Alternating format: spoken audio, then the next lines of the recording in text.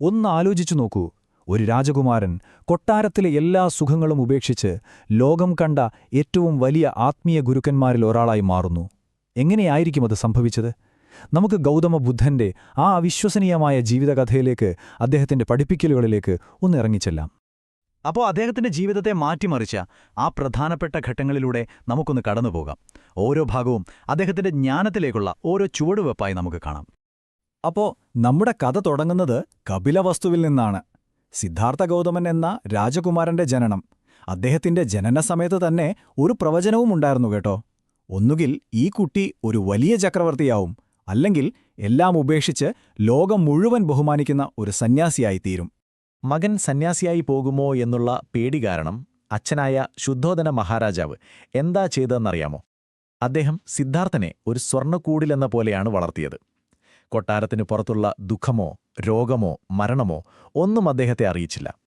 സുഖങ്ങളിൽ മാത്രം മുങ്ങി സിദ്ധാർത്ഥൻ വളർന്നു.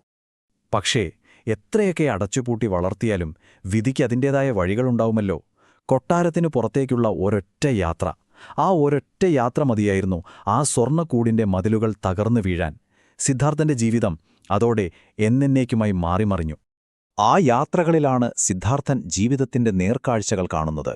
ആദ്യമായി ഒരു വയസ്സായ ആളെ കാണുന്നു, പിന്നെ രോഗം ബാധിച്ചൊരാളെ, ഒടുവിൽ ഒരു മൃതദേഹം. ഈ കാഴ്ചകൾ ഓരോന്നും അദ്ദേഹത്തെ വല്ലാതെ ഉലച്ചു. താൻ ജീവിച്ച സുഖങ്ങളുടെ ലോകം എത്ര പൊള്ളയാണെന്ന് അദ്ദേഹം തിരിച്ചറിഞ്ഞു. ഇതിനിടയിൽ ശാന്തനായ ഒരു സന്യാസിയെ കണ്ടപ്പോൾ അദ്ദേഹത്തിന്റെ മനസ്സിൽ ഒരു ചോദ്യമുയർന്നു: ഈ ദുരിതങ്ങൾക്കെല്ലാം ഒരു അറുതിയില്ലേ? ഈ കാഴ്ചകൾ ശരിക്കും അദ്ദേഹത്തിന്റെ ഉള്ളൊന്ന് പിടിച്ചുകുലുക്കി. അദ്ദേഹം സ്വയം ചോദിച്ചു, എന്റെ ചുറ്റുമുള്ള മനുഷ്യരെല്ലാം ഇങ്ങനെ കഷ്ടപ്പെടുമ്പോൾ ഈ കൊട്ടാരത്തിലെ സുഖങ്ങളിൽ മുഴുകി ജീവിക്കാൻ എനിക്കെന്ത് യോഗ്യതയാണുള്ളത്? ഈയൊരു ചോദ്യം അദ്ദേഹത്തെ വലിയൊരാത്മീയ പ്രതിസന്ധിയിലേക്കാണ് കൊണ്ടുപോയത്. അങ്ങനെ മനുഷ്യന്റെ ദുരിതങ്ങൾക്കൊരു ഉത്തരം കണ്ടെത്താനുള്ള അടങ്ങാത്ത ആഗ്രഹം സിദ്ധാർത്ഥനെ ഒരു വലിയ തീരുമാനത്തിലേക്ക് എത്തിച്ചു. ചരിത്രം അതിനെ മഹത്തായ പരിത്യാഗം എന്ന് വിളിക്കുന്നു. രാജ്യം, കുടുംബം, സമ്പത്ത് എല്ലാം ഉപേക്ഷിച്ച് സത്യം തേടി ഒരു യാത്ര. അങ്ങനെ 29ാമത്തെ വയസ്സിൽ ഒരു രാത്രി ഉറങ്ങിക്കിടക്കുന്ന ഭാര്യയെയും കുഞ്ഞിനെയും ഉപേക്ഷിച്ച് അദ്ദേഹം കൊട്ടാരത്തിന്റെ പടിയിറങ്ങി. പിന്നെയുള്ള 6 വർഷം കഠിനമായ സാധനകളുടെ കാലമായിരുന്നു. അദ്ദേഹം ശരീരം ക്ഷീണിച്ച് മരിക്കാറായ അവസ്ഥ വരെ എത്തി.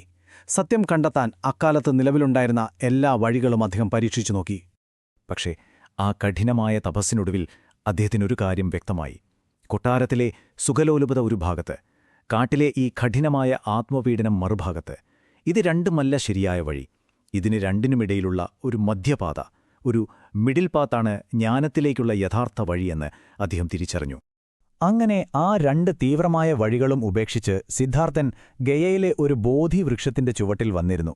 ഒരൊറ്റ നിശ്ചയമേ ഉണ്ടായിരുന്നുള്ളൂ: എന്താണോ സത്യം അത് കണ്ടെത്താതെ ഞാനിവിടെ നിന്നും എഴുന്നേൽക്കില്ല.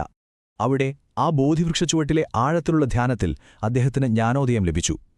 എന്താണ് ദുഃഖം? എന്താണതിന്റെ കാരണം? എങ്ങനെ അതിനെ ഇല്ലാതാക്കാം? എല്ലാം അദ്ദേഹത്തിനു വ്യക്തമായി. ആ നിമിഷം സിദ്ധാർത്ഥനെന്ന രാജകുമാരൻ ഇല്ലാതായി. പകരം ഉണർന്നവനെന്നർത്ഥം വരുന്ന ബുദ്ധൻ ലോകത്തിനു മുന്നിൽ അവതരിച്ചു. തനിക്ക് കിട്ടിയ അറിവ് അതിൽ ലോകത്തിന് മുഴുവൻ പകർന്നു നൽകാൻ അദ്ദേഹം തീരുമാനിച്ചു. അങ്ങനെ സാരനാഥിൽ വെച്ച് തന്റെ ആദ്യത്തെ പ്രഭാഷണം നടത്തി. അവിടെയാണ് അദ്ദേഹം തന്റെ പ്രധാന കണ്ടെത്തലായ 4 ഉദാത്ത സത്യങ്ങൾ അവതരിപ്പിച്ചത്. ഇത് വളരെ ലളിതമാണ്. നമ്മുടെ എല്ലാം ദുരിതങ്ങൾക്കുള്ള ഒരു രോഗനിർണയവും അതിനൊരു പരിഹാരവും. അപ്പോ ഈ സത്യങ്ങളൊക്കെ അറിഞ്ഞു. ഇനി ഇതെങ്ങനെ ജീവിതത്തിൽ പ്രാവർത്തികമാക്കും? അതിനുള്ള വഴിയാണ് അദ്ദേഹം ഉപദേശിച്ച അഷ്ടാംഗമാർഗം, അഥവാ 8 മടക്കുകളുള്ള പാത. ശരിയായ കാഴ്ചപ്പാട്, ശരിയായ ചിന്ത, ശരിയായ വാക്ക്, അങ്ങനെ നമ്മുടെ ജീവിതത്തിന്റെ എല്ലാ മേഖലകളെയും സ്പർശിക്കുന്ന, നമ്മളെ ശുദ്ധീകരിക്കുന്ന ഒരു കംപ്ലീറ്റ് ലൈഫ് സ്റ്റൈൽ ഗൈഡാണിത്. എന്നാൽ ബുദ്ധൻ അവിടെ നിർത്തിയില്ല. ഒരാൾക്ക് ജ്ഞാനം കിട്ടിയാൽ മാത്രം പോരല്ലോ. അടുത്ത 45 വർഷം അദ്ദേഹം തനിക്ക് ലഭിച്ച ഈ അറിവ് എല്ലാവർക്കുമായി പങ്കുവച്ചു. അതിലൂടെ ജാതിമതഭേദമന്യേ സമത്വത്തിലൂന്നിയ ഒരു വിപ്ലവകരമായ സമൂഹം തന്നെ അദ്ദേഹം കെട്ടിപ്പടുത്തു. അദ്ദേഹം സ്ഥാപിച്ച ആ സമൂഹത്തെയാണ് സംഘം എന്നു പറയുന്നത്. അക്കാലത്തെ ജാതി വ്യവസ്ഥയെ അത് പൂർണ്ണമായി തള്ളിക്കളഞ്ഞു. ഒന്ന് ഓർത്തുനോക്കൂ, സംഘത്തിൽ ബ്രാഹ്മണനും ശൂദ്രനും ഒന്നിച്ചിരുന്നു. പണക്കാരനും പാവപ്പെട്ടവനും, പുരുഷനും സ്ത്രീക്കും തുല്യസ്ഥാനം. ആത്മീയതയുടെ വാതിൽ അദ്ദേഹം എല്ലാവർക്കുമായി തുറന്നിട്ടു. ഇതിനേറ്റവും നല്ലൊരു ഉദാഹരണമുണ്ട്.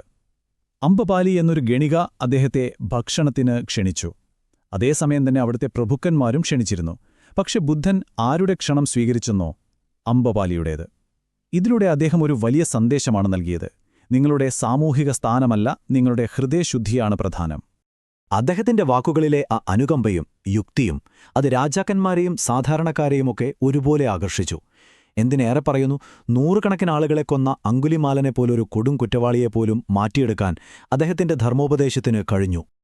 അങ്ങനെ 45 വർഷത്തോളം നീണ്ട ആ ധർമ്മപ്രചാരണത്തിനു ശേഷം ബുദ്ധന്റെ ആ മഹത്തായ ജീവിതയാത്ര അതിന്റെ അവസാന ഘട്ടത്തിലേക്ക് കടക്കുകയായിരുന്നു. അദ്ദേഹം മരണക്കിടക്കയിലായിരിക്കുമ്പോൾ പോലും അദ്ദേഹത്തിന്റെ ഉള്ളിലെ അനുകമ്പയ്ക്ക് ഒരു കുറവുമുണ്ടായിരുന്നില്ല.